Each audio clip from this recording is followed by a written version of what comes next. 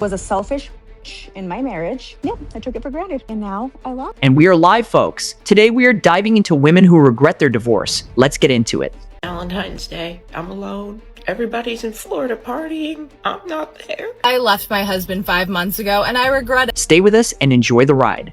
Decided that I was going to tell him that I wanted a divorce. I texted my therapist, our marriage counselor, and I was like, I need to tell him that I want a divorce, but I want to do it in a session so that there's like a mediator present. Got us in like ASAP, like 2 days later. And I walked in knowing that I was going to ask for a divorce. We sit down in our session. It's like really tense, really awkward. My ex was sitting there like, so why do we have an emergency session? Therapist was like, Jamie, do you want to start? And I just started crying and I was like, I want a divorce. You know, it's hard for me to like say the words. I'm done.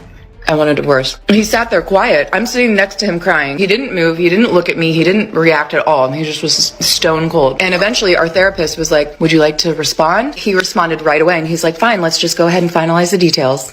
And that was that. I looked at my therapist and I was just like kind of stunned. I knew that I was ready to leave, but I couldn't believe that that was his reaction. There was no empathy. There was no compassion. There was no like wanting to fight for us. I didn't think that there would be, but you know, you just always hope that like one last try. We went home that night. We didn't speak. He slept on the couch. I woke up and went to work the next day, came home. He was playing PlayStation that night. I sat next to him. We hadn't talked in 24 hours. I said, can we talk about what happened yesterday? And he was just playing, just looking straight ahead. And he was like, what's to talk about? In my mind, I'm thinking, this is our last ditch effort to like steer this ship around, you know? And I was like, so what are we going to do? And he just kept playing. And he was like, I already got an apartment. I already took my name off of the lease. He had done things within that 24 hours. He had opened up the filing folder of his single man life and went ahead and got all this shit done. Yes, the therapy session was a smart move. No question about that.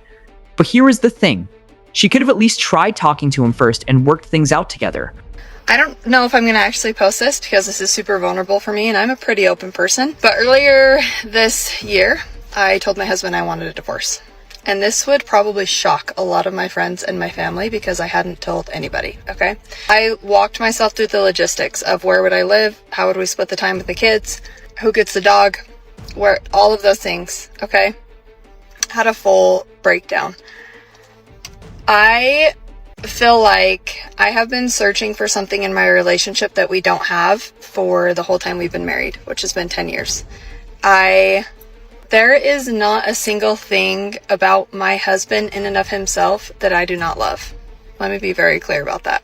He is the most self-disciplined, loyal, hardworking, good person that you could meet on this planet. And that is probably the reason why I have not left. Okay. Our relationship and what my expectations are for my marriage and what they always happen are not met, right? Which I don't know if anybody's are. The reason that pushed me to even bring up divorce and talk about it was the fact that I feel like I can't be myself with my husband.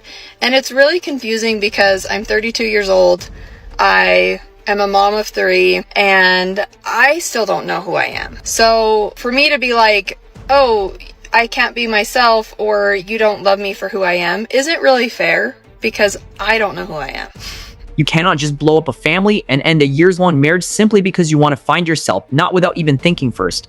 That question had to be answered before the ring went on. But if you missed it, that is exactly what your partner is there for, figuring it out together. That is what marriage is. You cannot just think as two separate people anymore. You move as a couple, you lift each other up, plain and simple. I can't just go meet random men. I can't. I'm a wife. I don't know how to date. I know how to take care of a husband. I don't know what's wrong with me. It's been 8 months. I don't leave my house. I stare at the same 4 walls like I'm imprisoned. It's freezing outside. It's snow. I have nowhere to go. It's Valentine's Day. I'm alone. Everybody's in Florida partying. I'm not there. I can't go because I have a baby. So I'm here alone for 8 months doing nothing. I'm here alone for 8 months. I haven't even had a hug in 8 months. Besides my baby. Without her, I'd have nobody. I want to go to Florida so bad. I want to just get out of this house. I'm a human being. I want to have fun too, just like everybody else. I'm so bored. I'm so lonely.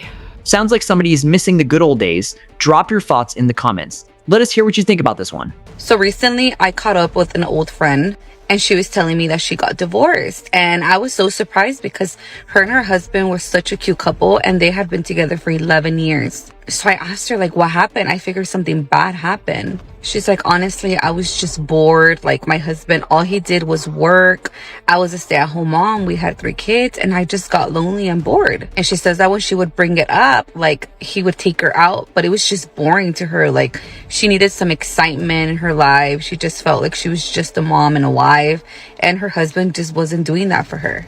And she had other friends that had, you know, boyfriends, or like they had just got married, and they were always going out, always going on vacation, always partying, like going to the club, going to the bar, hanging out with friends, and they did none of that. And when she would bring it up to her husband would always tell her, like, I gotta work. Like, you know, they had a big house, they had nice things, like he was just trying to work. Here's a real one. When a relationship settles into a routine, the spark starts to fade. And when neither person is grown enough to sit down and talk it through, the only path left is going their separate ways. I was a selfish in my marriage. I've been divorced now almost 4 years, but I was married to my ex-husband 16 years and with him 18 years. And again, I was a selfish. Nothing was ever good enough. I took him for granted. He seriously rolled out the red carpet for me. He was sweet, kind, generous. He told me how much he loved me 5 times a day. He told me how beautiful I was every day. If he'd wake me up in the morning, because he knows I love massages, wake me up rubbing my shoulders. He'd rub my feet every evening while we were watching TV. If I said, for example, oh, I'm craving a Dr. Pepper, he'd be like, okay, let me go to the corner store and get it. He adored me. He was amazing. Yeah, I took it for granted. And now I lost that, right? And I carried a lot of guilt because I caused it. That's my biggest regret in life, is not saving, you know, the whole family aspect. The grass is not always greener on the other side, ladies. It's not, you know, I'm good now. I feel great. And he's super happy with his girlfriend. And honestly, I could not be happier for him, because he deserved to be loved and cared about and respected, as he should have always been. Credit where it is due. At least she is being straight up about it. So nobody talks about what it's like to date after divorce. Like going from wife to single again and attempting to be somebody's girlfriend. Because look, I'm going to go ahead and tell you, I was a wife for 7 years. Like, I was used to taking care of somebody. Like, I'm so bad when somebody asks me on a date, yeah, come over, I'll cook dinner. Because that's the type of person, like, I always cook dinner. Like, that was my thing. And I have to realize that you need to let somebody take you out on a date. Like, you don't have to take care of them. Like, I want you to come over. I want to wash your clothes. I want to pack you a lunch for the next day for work. Like, it is so hard to get out of that routine and to date. Not to mention, dating in this world is hard enough as it is, much less going from being committed to somebody for all these years to back to the bottom again. Oh, and if you have kids, just bring them right on over. I have a whole playroom dedicated for kids because I have kids. So let's just invite everybody over and meet everybody at the same time. And that's why dating after divorce is so hard, because you're used to taking care of somebody. You're used to taking care of a family all the time, not 50% of the time. You're used to a schedule. You're used to routine, and you don't have that anymore. So when you get out there and date, you have to worry about not being too much, being enough, showing that you're interested, but not showing that you're too interested, because then you're just needy. Look, I'm telling y'all right now, if I ever get married again, I ain't getting divorced again. Like, they just gonna be stuck with me for life, because it is tough out here in these streets. I am not going back to dating. Once I get out these streets, I ain't coming back. Take some time, slow down, and figure yourself out before jumping back into the dating game, especially after a divorce. Because if you do not, you are just walking straight into another broken situation. Dating after divorce is the most complicated thing ever. There's talking stages, there's dating stages, there's situationships. What is all of this? First of all, I don't know how to not be a wife. I want to cook for you. I want to clean for you. I want to check in on you. I want to call you all the time because you're my man, but not my man. And I also want to go batshit crazy, and I can't because you're my man, but like not my man. It's so hard. Oh yeah. Welcome to the single life, ma'am. Hope you are ready for it. I've been with my husband for almost 20 years, but about 3 years ago, I was strongly considering divorce, and I want to talk to you about why. So I'm going to tell you the story of the day where I thought to myself, maybe I don't want to do this anymore. My husband and I had 4 kids. We both worked full time. We had been together for 16 years at this point. We've been together since high school. And on paper, I have an amazing husband. He is incredibly supportive. He's kind. He's loyal. He's a great dad. He's very hands-on. He's an active participant. He's always present. Like, on paper, what else could I ask for? But in reality, my experience is very similar to the experience of other women. I had this amazing husband who on paper was great, but I was incredibly frustrated and burnt out from our marriage and from motherhood. Because what happens to so many of us is that we marry these amazing men and we have amazing relationships, and then we have kids. And when we have kids, women tend to carry a disproportionate amount of the work in the home, the work of raising kids, and the mental load. And that is exactly what happened to us. About 3 months after my 4th baby was born, I remember looking at my husband and saying, I need more. I need you to do more. I am exhausted. I am in charge of everyone and everything in this house. Every night when we cook dinner, you ask me what to make. Every day when you drop off the kids at daycare, you ask me what they need in their backpacks. I am the project manager of this home and I need you to do more. And he looked at me and he said, okay, just tell me what to do. Right? Every woman has heard this. Just tell me what to do and I'll do it.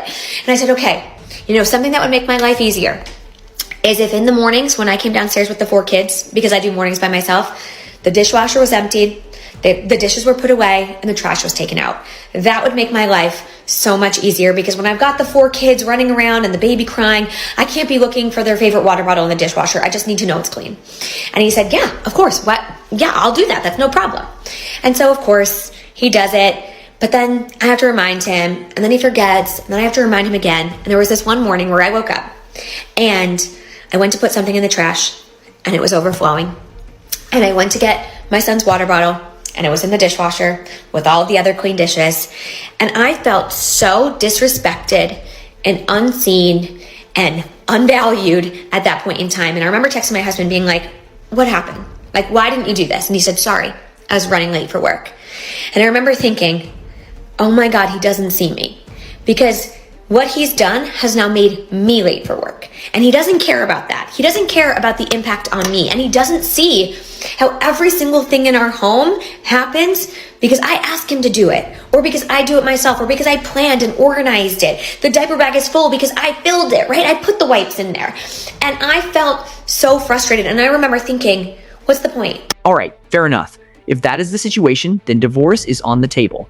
She put in the work and tried everything to keep things going strong. I left my husband 5 months ago and I regret it. No, you're not supposed to say that. I know I'm supposed to be in my living my best life, hoe era, whatever, but no. These last 5 months have broken my spirit. They have been the hardest of my life. These last 5 months have required so much work, so much discipline to get back to myself. But it's supposed to suck. I talked to my friend last night about this on the phone and he really put it in perspective for me. Said the year you get a divorce was going to suck regardless. I question my decisions constantly. No matter what choice I made, I would have been miserable regardless. Life is not supposed to be happy and perfect all the time. Most growth comes from the times when we are having to do the work, having to sit in our misery, having to sit in the quiet. And that is exactly what I'm doing. 31 and I feel like I'm 18 again trying to navigate the world. Because you know what I regret more than leaving my husband? But it having to get to that point anyway. I regret marrying the wrong person in the first place and not listening to my intuition. From my mistakes. So that you can learn from me being a dumbass. Because I feel dumb all the time. Of course, it's normal to have regret. I regret so many things in my life, but I can't let it ruin my life either. Never learn from things going right. We learn from them going wrong, and I'm holding on to that. I regret that I had to get to that point. I didn't want it to, but it happened, and we move on. And Miss Girl is absolutely spot on. You cannot drag yourself through a miserable life over something you already regret. All right, folks, you made it to the finish line. If you had a good time watching, smash that like, hit subscribe, and go check out some of our other videos or shorts. See you next time.